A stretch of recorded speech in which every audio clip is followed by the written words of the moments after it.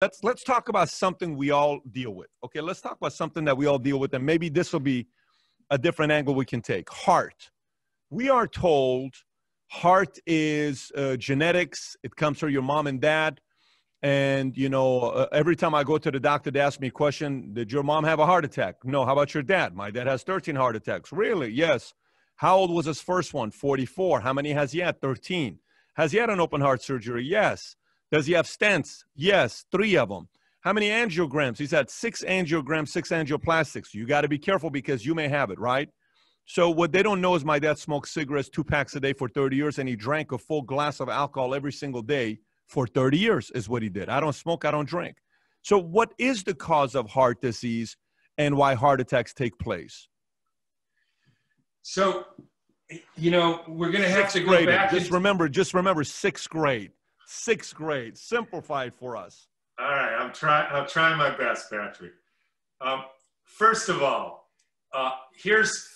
we have to base every answer I give. I want it to be based on fact, right? Observations and fact.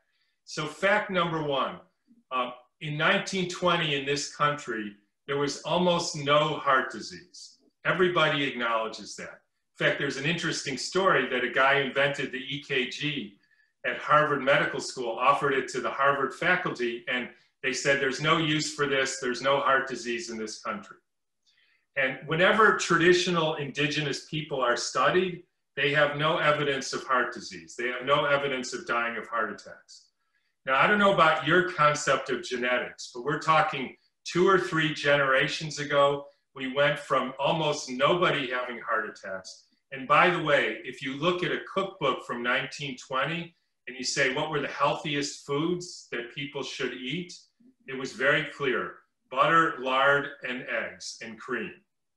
Nobody had heart attacks. The fact that now in 1940, just 1 generation later, it became the #1 killer of Americans, there is no possible way that has anything to do with genetics. See, now I got smarter, Tom. I'm telling you, what a difference it made in the first 45 minutes. And now I'm telling you, that was ridiculous. So 1920, no heart disease, just 2 or 3 generations ago in a 1920 cookbook, they're talking about butter, lard, and eggs. In 1940, a generation later, they're calling that the #1 killer. So who wrote the 1940 cookbooks and who made us think that these things kill us with heart attacks? And then when do we start having heart attacks? We started having heart attacks with the 2 major things happened. 1, the major change in the American diet, away from healthy fats and towards margarine, Crisco, and other processed foods. 3 things. 2, the second thing was the widespread use of chemicals in agriculture and food and DDT and all the rest of it. And 3 was the increasing electrification of the earth, which we now know interferes with your ability to generate oxygen and to use oxygen. So as soon as those 3 things happen, you see this epidemic of heart disease. Now, here's another thing, Patrick. You know, if you ask 100 doctors, 100 lay people, 100 people off the street, why do people have heart attacks, right? They say the exact same thing. You have these 3 major coronary arteries. They carry all the blood to your heart. 1 of them gets blocked with plaque, or 2 of them, or 3 of them. The blood can't get through, and then you have a heart attack and die, right? Sure. Everybody knows that. Yep. You with me? I'm with you. This part, I'm with you, 6th grade, fully qualified. Got it. Okay. Now let's dissect this out a little bit. I've seen probably 100 people come to my office, say 50-year-old man. Let me stop for a minute here. Let me go back a little bit. So would you agree that if there's something blocking your arteries, it's probably in your blood? Sure. Right? Second question.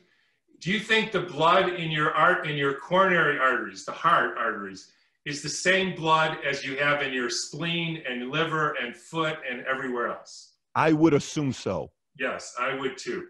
Okay. So the blood leading to your spleen has whatever it is that's causing the plaque, just like in the coronary arteries. So you must get plaque in your splenic artery as well, right? Sure, yes. Now, how many people have you heard of who've had spleen attacks?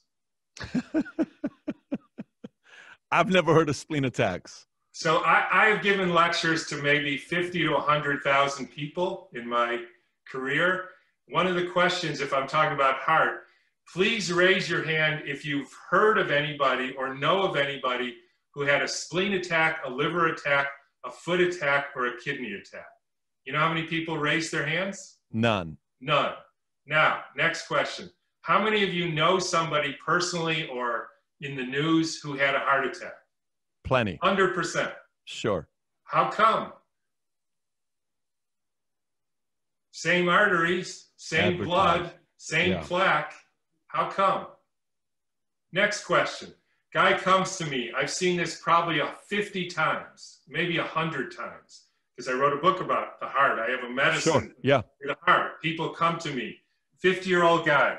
Doc, I walked up a hill. I felt a little pressure in my chest. I went to the doctor. He said, oh, you might have heart disease. We got to check your arteries. Does an angiogram. Says you have a 95% blockage. Usually they go like this. And if you block anymore, you're going to die of a heart attack, right? I've heard that 100 times. Let's think about this for a minute. We're told that all the blood to your heart goes through those 3 arteries, right? Sure. That's why they unblock them. You, not you, but the guy who came to me, you have 5% blood flow through your artery. Okay. How did you walk up that hill? Next question. You mean if you, not you, but that guy, you block from 5% to 3%, that's going to kill you? I don't believe it.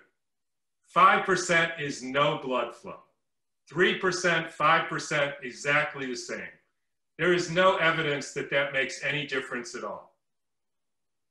Next thing. There was the biggest study ever done on people who died of heart attacks. They did it with autopsies. A guy named Giorgio Baroldi. What year was it? What? What year was it? 2000 something. So this is recent. It's not recent. a 20s or 40s. It's a recent one. No, this is 2010, 13, 12, Got it. I don't know. If you want to read the entire book, if you're a glutton for scientific punishment, go to heartattacknew.com. At the bottom, there's a print version. Baroldi prints the whole version, does autopsies 50 years on people who die of heart attacks. He says 41% of them have a blocked artery. And of that blockage, 50% come after the heart attack, not before. So if you do the math, that means that 80% of the heart attacks have no evidence of any blockage in the artery leading to that part of the heart. None. Now, when I wrote the book, I pointed that out and said, what is the reason why these other 80% die? And in fact, if you look at the studies of stents and bypasses, right? So these are mechanisms or strategies to clear out the arteries. If it was just a blockage, it should work. Every single one of them, the conclusion is there's no evidence that having a stent makes you live longer or not have a second heart attack. And then in October 2018, in the Lancet, for the first time, they did a blinded study of stents, right? So they took, I don't know how many, I think 70 people who had a single vessel blockage, right? Half of them, they put a stent in. The other half, they put a catheter in. They told them they put a stent in, but didn't. And they assessed them 8 weeks later. They had the exact same amount of chest pain. So now in the headlines of the article was stents proven useless. Now, it's therefore proven that stents don't prevent further heart attacks. They don't make you live longer, and they don't help you have less chest pain. And so it's very difficult to say, so what is the benefit? And I can't think of any. And in the article, they said, there must be something else that is causing people to have heart attacks. And essentially then the European Heart Association redid their typology of heart disease and said 60 to 80% of people who have heart disease, signs and symptoms, have no evidence of any plaque buildup. So essentially the whole plaque thing, at most it has to do with 20%. And the fact of the matter is most of the blood flow to our heart doesn't come from these arteries anyways. It is basically a watershed with millions of little capillaries, just like a watershed instead of a river. And when you have disease in how you generate energy, then you have a heart attack. So what do you do now to prevent from having a heart attack? Like, you know, a basic question for you where somebody could apply right off the bat. When you order food, what foods do you absolutely avoid? So I interpret questions, as you can see. You have to forgive me. So here's another way to ask that. Tom, should I read labels? Right? That's another way to ask that. Sure. Tom's answer, no. If it has a label, don't eat it. In other words, don't eat it. In other words, you go to the store or you go to a market or you go to a tree and you see that's an apple. You don't need a label. That's a fish. Or here's another way to say that. We know that the people in 1920 didn't have heart attacks. Eat what they ate. They had bacon and eggs for breakfast. The bacon was on pasture-raised pigs, because if you keep a pig in confinement, it will become toxic, and then it will, quote, get infected. Just but like that's helpful right there. What you just said is helpful. Pasture-raised pigs. Right. Right. Pasture-raised pigs, cows that are on pasture, okay, so that they have all the healthy nutrients, and then freshly ground wheat that you bake into sourdough bread, and vegetables from your garden. And if it has a label, don't eat it. And I didn't say don't eat processed food, because like making bacon is processed food, or eating sauerkraut. And here's another thing, Patrick. If you go back to your traditional Iranian diet from 2 generations ago, number one, they didn't have heart disease. Number two, they probably lived long, healthy lives. And number three, they ate exactly what I described. I think I'm going to move into that forest right behind you and learn how to hunt and just live there. That's why I forget about this business stuff. I don't know what I'm putting myself through, Doc. I might just go and live in the forest, learn how to hunt, live like they lived before, and live a couple hundred years. You don't have to do that. All you have to do is go get Nourishing Traditions and get my heart book and follow the guidelines. Fair enough. So we'll do that, and we'll put the link below. Also, we'll put the link below to the article you asked for, you suggested with the gentleman on the bottom of that website. We'll put that link below as well. That was very helpful.